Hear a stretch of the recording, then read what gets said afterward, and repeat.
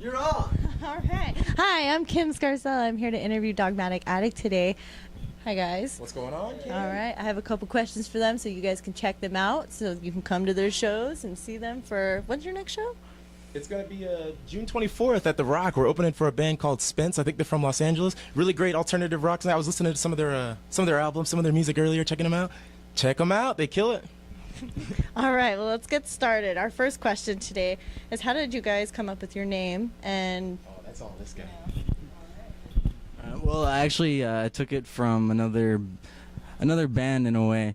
It's a lyric from a song, actually, from a band called Of the Eye. That's O-F... Oh, okay, sorry. It's a band called Of the Eye. It's of the and then I as in the letter I.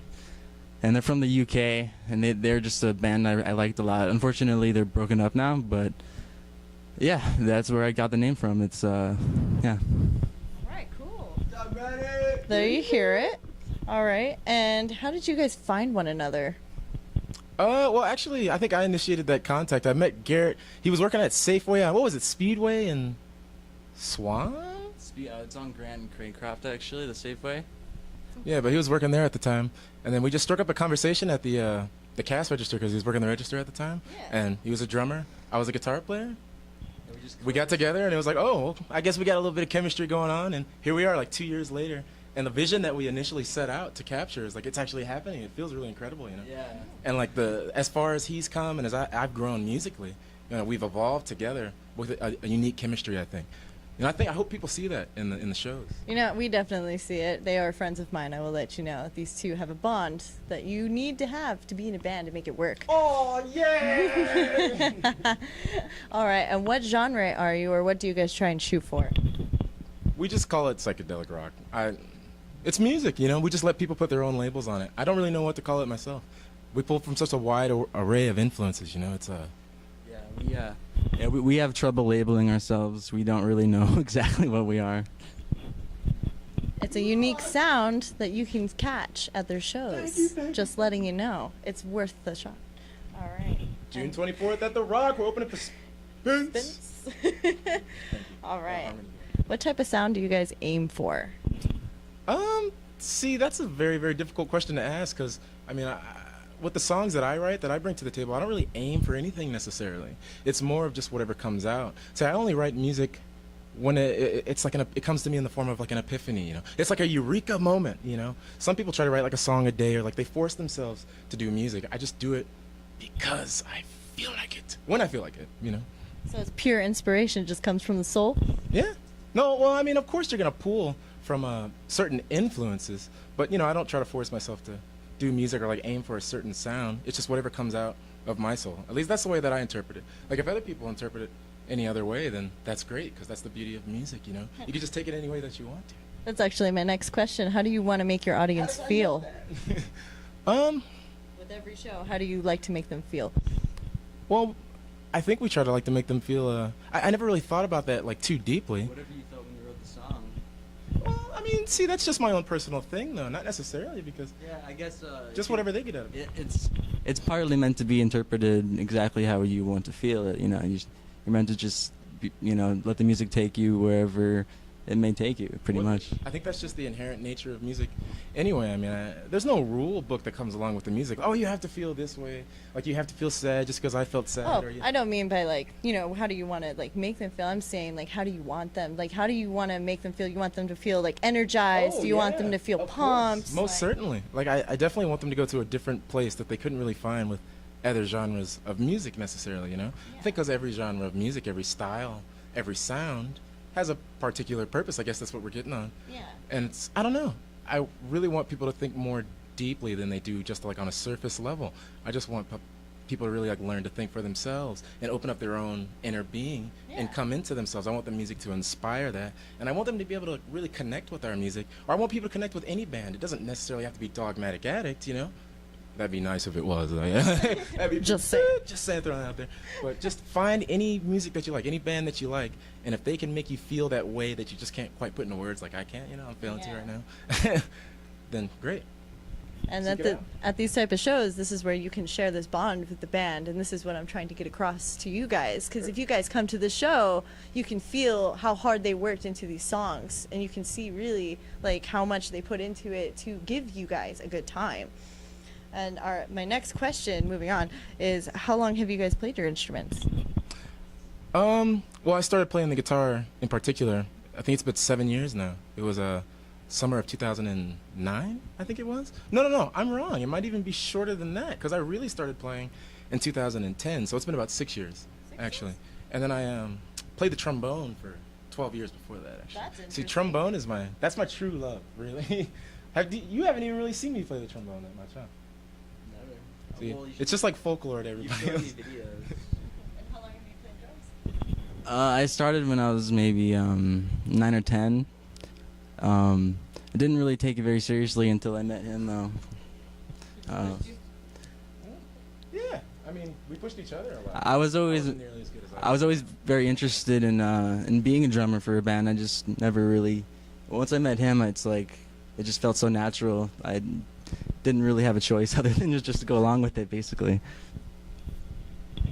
That's awesome because that's rare to find. Yeah. You know, it's so rare to find someone that you can just like know what they're trying to make with the sound. Just the natural chemistry. That's what I was saying earlier. You know, like, even with our bass player, Sean. Unfortunately, he can't be here today. Sean Sean is the lava lamp. Sean is our bass player, but he has hair kind of like that lava lamp. It's the shade of like that red right there. He's got like a lion's mane. You got to check out Sean, man. But he couldn't be here tonight, unfortunately. But he has that same chemistry with us. You Yeah. know, like I don't think we could really find many other musicians in the world that come together and create that sound where it's like, okay, there's no inhibitions in the way that we jam. You know, I mean, it's not like so rare that it doesn't happen like on a local level like it has here. But most people won't experience that in their lives. You know, like I've been in plenty of other bands before. Like I played guitar in a Sanity Vamp with my homies Dean and Raven and Brian Gerwey. Those were the most fun times of my life. Yeah. You know, but even the way that Dogmatic Addict feels compared to some of my older bands like the Necroberries and like Finding Clarity and all that stuff. Yeah, the Necroberries, man. We didn't even play a single show. We practiced in a garage. We practiced in a fucking garage next to these med students for like 3 months.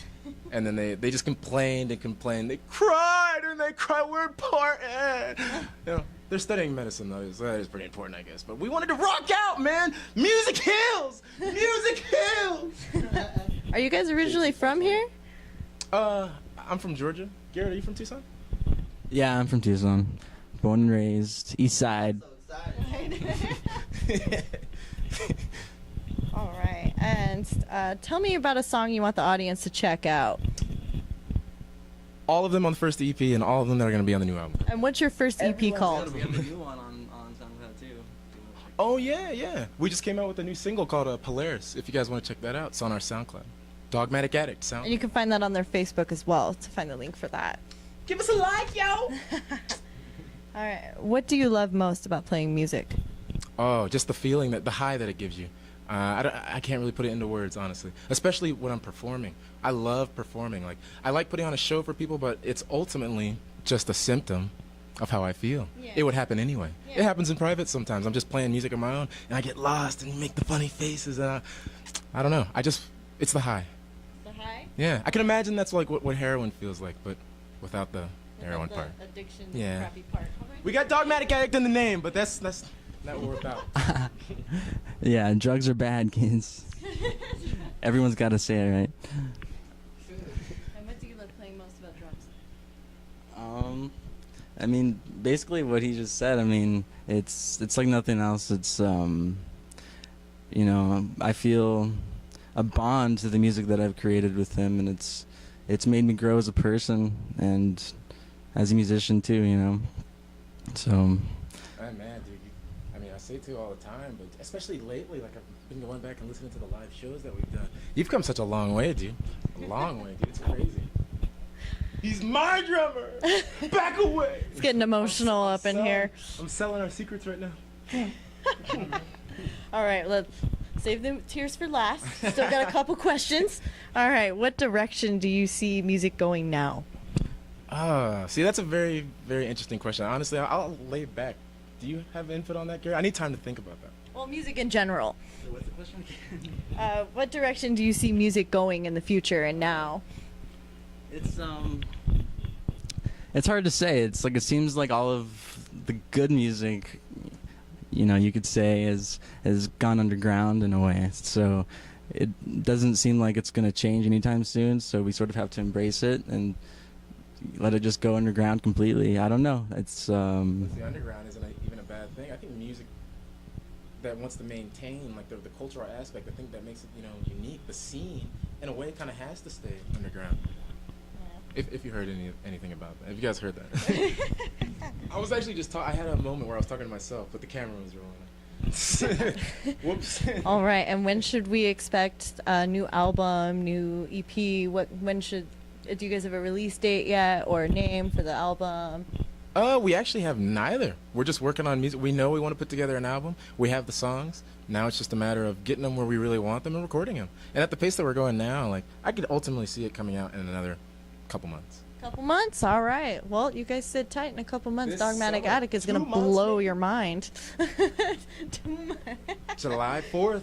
July Most 4th. patriotic release yet, man. See, that's why I got. Where's it at? Where's it at? Look at this. ironic in a way. Look at this. Red, white, and blue. All right, then. That wraps up the interview. I'm going to post another video right after this. It's going to have a performance by them. They're going to do an exclusive acoustic just for you guys. All right. Thank you.